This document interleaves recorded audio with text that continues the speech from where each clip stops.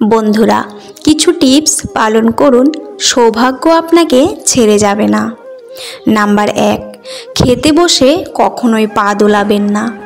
Number 2, চলাফেরার সময় জুতোর আওয়াজ যেন বেশি না হয়। নাম্বার 3, অনেক মহিলারা কথায় কথায় চোখের জল ফেলেন, দ্রুত পরিত্যাগ করুন। নাম্বার 4, গুপ্ত কথা বলবেন না। কোনো কাজ হওয়ার আগে অনেকে তা আত্মীয় বন্ধুদের বলে ফেলেন, এর ফলে কাজে অহেতুক বাধা আসে, কোনো সময় কাজটি সম্পূর্ণও হতে পারে না। নাম্বার 5, গ্রামাঞ্চলে অনেক মানুষ গামছা পরে খেতে বসেন, এই অভ্যাস পরিত্যাগ না করলে দারিদ্র্য দূর হয় না।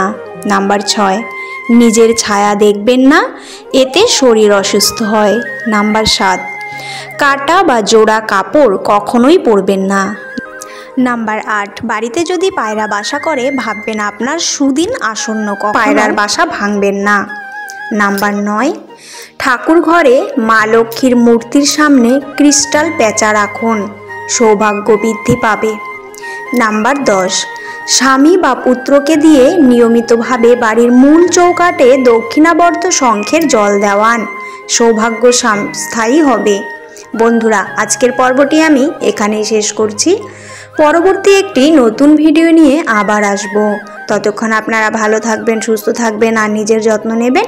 আর আমার ভিডিওটি যদি ভালো লেগে থাকে তাহলে অবশ্যই চ্যানেলটি সাবস্ক্রাইব করে পাশে থাকা বেল আইকনটি প্রেস করে দেবেন, যাতে করে আমার ভিডিওগুলি আপলোড হওয়ার সঙ্গে সঙ্গে আপনাদের কাছে পৌঁছে যায়।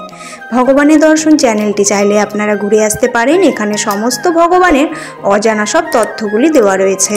আশা করছি আপনাদের ভীষণ ভালো লাগবে। পুরো ভিডিওটি দেখার জন্য আপনাদের অসংখ্য ধন্যবাদ।